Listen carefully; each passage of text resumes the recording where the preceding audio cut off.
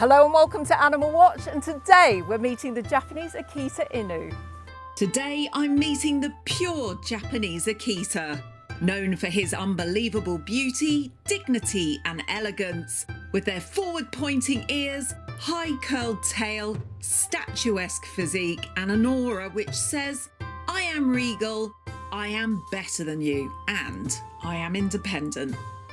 He has a reputation for also being not the easiest of dog breeds to care for, often described as aloof, stubborn, challenging and dog aggressive.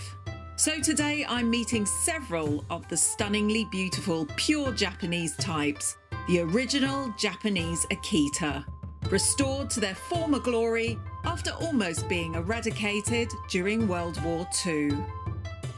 We will explore all coat types, as well as explore the differences between the true Japanese Akita and the American variation.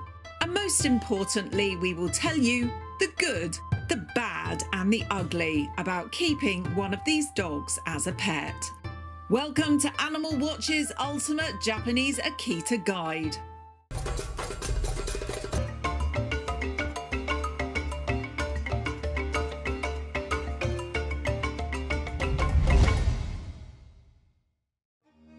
The Japanese Akita, a breed considered to be a national monument across Japan. Made famous across the world via the heart-wrenching story of Hachiko, a loyal Akita who waited at a train station daily for his master to return, for 9 long years after his master's tragic death, unbeknown to the dog. A bittersweet story of total devotion and loyalty. Hachiko has several statues in his honour across Japan. These dogs are sought out across the world as pets due to their incredible appearance. They make just the cutest puppies, looking like baby bears, which grow into one of the most aesthetic looking dogs in the world. However, many end up in rescues due to owners not getting on top of their strong characters at an early age. These powerful, highly cat-like and independent dogs have been known to totally walk all over their owners if their owners do not train, socialise and set boundaries at a very early age. Bred by the Japanese to be independent and self-pleasing due to their hunting origins, this trait is often ignored and thus enhanced by lazy owners, resulting in an unmanageable and unhandleable adult dog. These dogs are also often disliked by other dog breeds due to their natural self-assurance and arrogance. The Akita genuinely thinks he is better than your dog, and his high curled tail and pricked ears scream aggression. It's not his fault. He has physical characteristics like this. He has been bred over hundreds of years to look this way. But this high tail and forward ears are seen in wolves and dogs that are about to attack. These natural physical features often get him attacked when he's out walking, and he will most definitely retaliate if this happens. So today I'm meeting with an Akita expert, a lady who is respected and revered in the Akita world for knowing the breed inside out. Maureen Chapman keeps around 14 Akitas and was one of the first to import them from Japan back in 2007. Her goal is to educate the world about the true nature of the Akita and to make sure only the right type of human has one of these incredible dogs. For this, we met in the stunningly beautiful Japanese gardens at Newstead Abbey near Nottingham, a place where our national monuments of Japan fit in incredibly well. Hello, Hi, pleased to meet you, Annika, and welcome to the Japanese Gardens at Newstead Abbey. Oh. What better place to show off our beautiful dogs? And what have we got here? We've 2 examples of the Japanese Akita Inu, one male, one female, and this is Mafu and this is Tomoe. And I've got to come and say hi. And please do. They are teddy bears. Yes, Mafu is a 4-year-old red male and Tomoe is a 5-year-old red female. Beautiful. What a beautiful welcome. Yes, good boy. Oh, the coats is just phenomenal. Oh, Yes. what a lovely welcome. Yes. And you've got your beautiful collars on. Traditional Japanese lead for exhibition Oh. purposes. We're going to find out everything about them today, aren't we? We are In as we these- go along. in these Yep, wonderful settings. absolutely. So, little doggies, shall we go? Animal Watch covered the Akita several years ago when I met a gentleman called Robert Stoldria, who had two Akitas, the Japanese Akita and the American Akita. Astonishingly, his American Akita Flora was a service dog for his epilepsy. It was great to see the difference between the two Akita types. So what exactly is the difference? The Japanese Akita, which Maureen has, is from the original pure-blood dogs of Japan. These dogs originate from the mountains of northern Japan, and historically they were used by Mataji, which means Japanese hunters, for guarding and the hunting of bears. The Japanese Akita was created from several Aboriginal hunting dogs of medium size. One direct ancestor of the Akita Inu was a dog kept as a guard dog and fighting dog by samurai and wealthy farmers. These pure hunting lines were eventually combined, creating the Akita we now know and revere. So how about the larger American Akita? The American Akita comes from all I can describe as a tragic tale. During World War II, all Japanese dogs were to be sacrificed for food and fur, as times were hard. The only dogs that were allowed to survive were military dogs, and these were usually German Shepherds. So in an attempt to save the breed, soldiers outcrossed their Akitas using German Shepherds and the Tosa, a giant fighting breed found in Japan, in an attempt to disguise the Akitas as military dogs. These dogs took on a much heavier, larger, barrel-chested appearance due to their mixed ancestry. Eventually they were exported after the war to America and became the breed we now know as the American Akita, basically a mixed version of the pure Japanese Akita with German Shepherds, Tosas, and probably a few other breeds.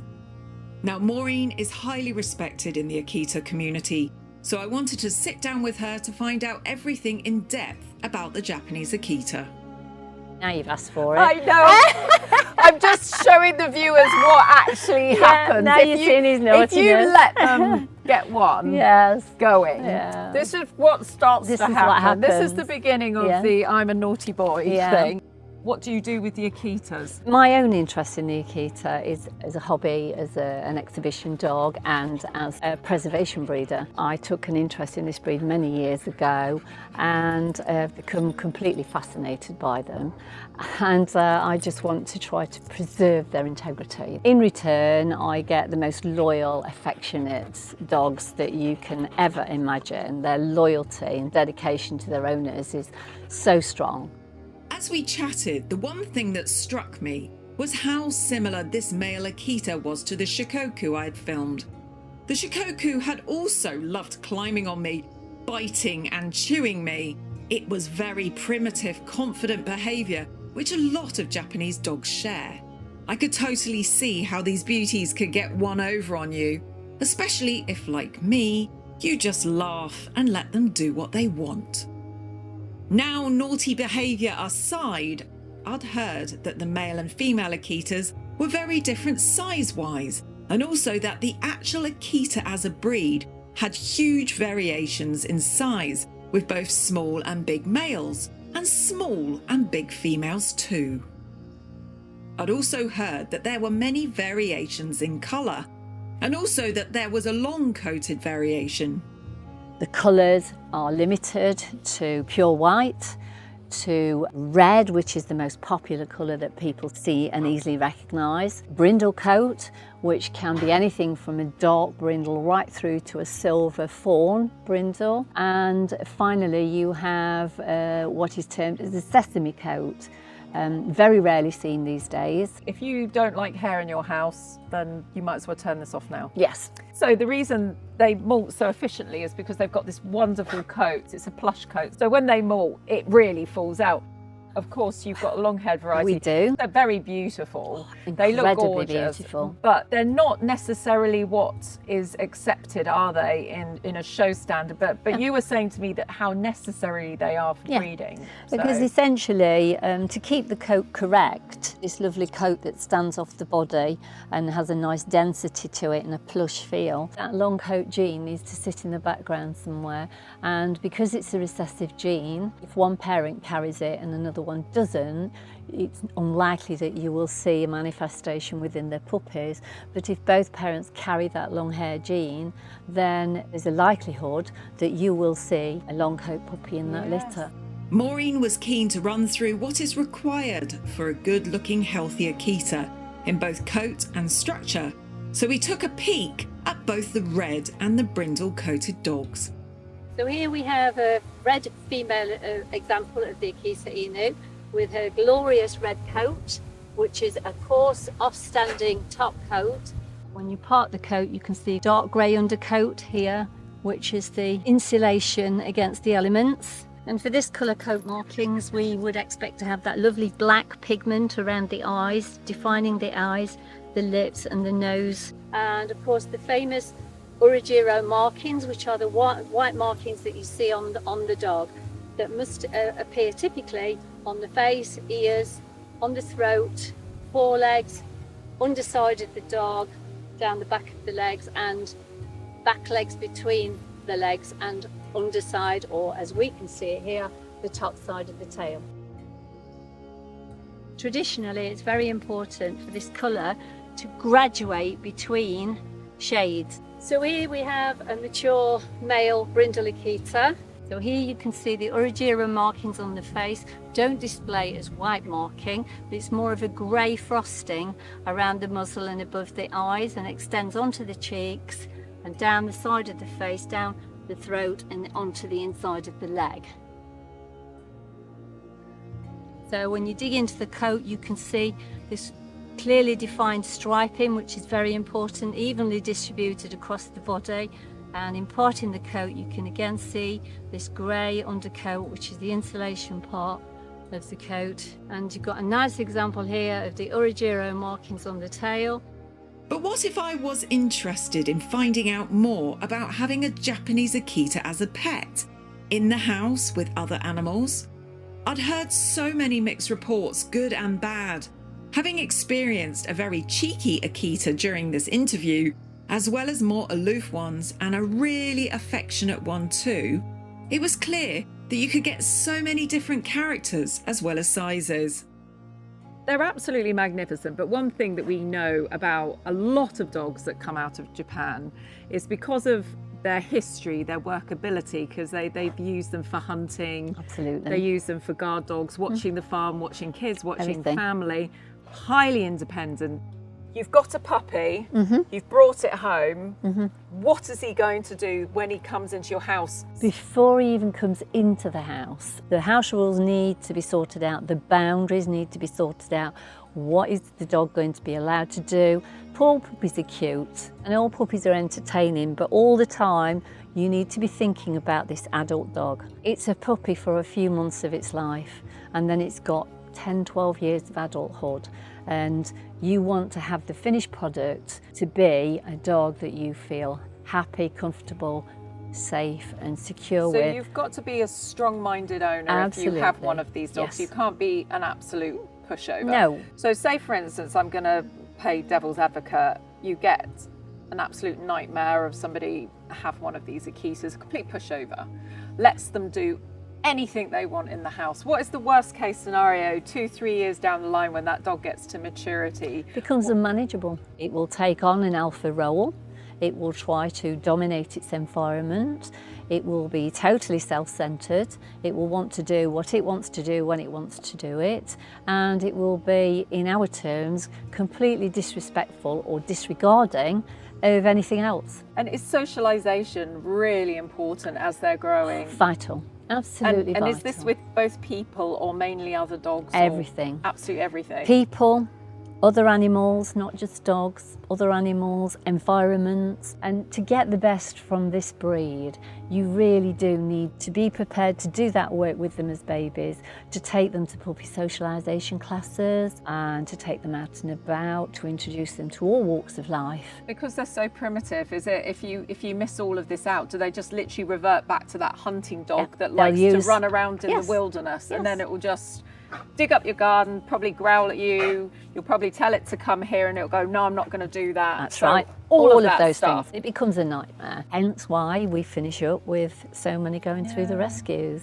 Let's talk about same-sex aggression. How serious is this? Is the magic formula one male, one female? Ideally, it is the magic formula, ideally. There are people who can mix the same sexes together very amicably, but it really boils down to the individual character of that particular dog. One of the other roles they're very, very famous for is being a guardian. A lot of people are actually quite wary of Akitas, and they don't have the best of generalised reputations. But of course, the reputation is to their own family that they're raised with. They are like absolute loyal protectors, aren't they? Yes, there is some confusion around that particular aspect. These dogs become so attached and bonded with their families, and it comes so naturally to them. Going back into those ancient times and the history, these dogs were multifunctional, primarily as a tracking dog, hunting dog, but they were also required to protect the family and protect the territory. In the days when the farmers and families were working out in the rice fields, for example, the children that were too young to go to the work for the day, or older members of the family that were too frail, were left behind. And guess who had to look after them? And they gained the reputation in Japan as the name of nanny dog for that reason, because they would stay around the home, around the farm, and alert when there were strangers close by, or if there was any threat from wild animals. The primitive hunting instinct is very, very strong prey drive, and there's nothing they enjoy better than to get on that scent and get going. Yeah, so you'll be lucky if you get your dog back. You better have a good tracker on them. Yep. So don't let your dog off No. unless you're in a confined area. Go to these wonderful dog walking fields and paddocks and things that people have set up, which I think are a marvellous idea. Can these guys climb? Yes. Jump, climb. Bearing in mind, again, the terrain they had to move through, mountainous regions, jumping across precipices, cliffs and everything. Even as a baby puppy, real Houdinis, you have to make sure your garden is very securely fenced, because these will find the smallest hole. In terms of activity level, this breed is very versatile. If you're somebody who is incredibly active and likes to be out there hiking, cycling, running even, these will do that job. Or if you're somebody who just enjoys a quiet walk around the country parks, then yeah, they'll quite happily do that as well. He's found something of interest over there. He's off there. They're relatively obedient. We have people within the breed who do agility training. It's about maintaining their interest. If you can press the right button in their mind, right, and make it worth their while, they'll enjoy it and they'll do it. There's a few health issues in this breed that reputable breeders are working hard to try to avoid. And the main disappointment in health is the autoimmune conditions. One of which is a very bad skin condition that we know of, which is called sebaceous adenitis. And at the moment, we haven't been lucky enough to have enough research done to come up with a genetical test. So we still don't quite understand yet the mode of inheritance. So what else then, apart from the skin condition? We have a terrible tooth problem, oh gosh, really? which has more recently been discovered, but thankfully, very quickly, we managed to get a test created for it. The condition is called amelogenesis imperfecta. That's another reason why people need to go through reputable breeders if they're thinking of having a dog like this. Our rescues in the UK at the moment are absolutely chock-a-block with dogs looking for rehoming. Why do you think? Because they look like this. Much that they look like absolute glamorous teddy bears on a stick. They are one of the most challenging breeds, which is why we do feature them, because we love them, but equally we want to make sure that you guys know what you're getting into when you have one of these. If that's the right dog for you, I'm sure you're going to become absolutely obsessed like Maureen. In conclusion, it was really obvious that most Japanese dog breeds have a very similar character, which is usually high amounts of confidence, dominance, independence, and a self-pleasing attitude. Like huskies, they are not great on recall, and care must be taken to look after these beauties by keeping them under control in public areas at all times. It was really fascinating to learn that most Akitas go through a really boisterous, cheeky testing time up to 3 years of age, which can lead to many being surrendered. I had experienced this firsthand, and it's very similar to the wolf dogs I've filmed and owned.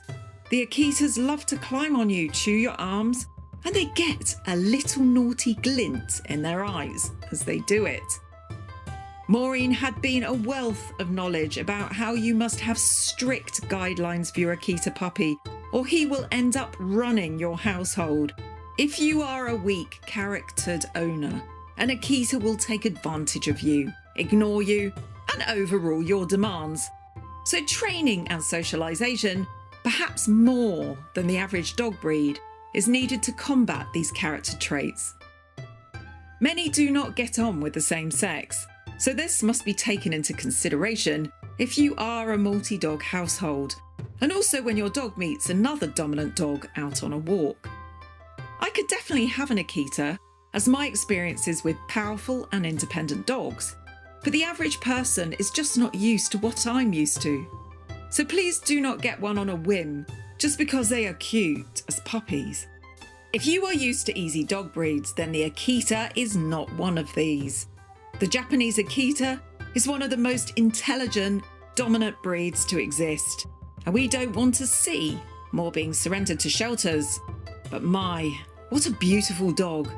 Probably one of the world's most aesthetic, and I can see why he is a national treasure of Japan.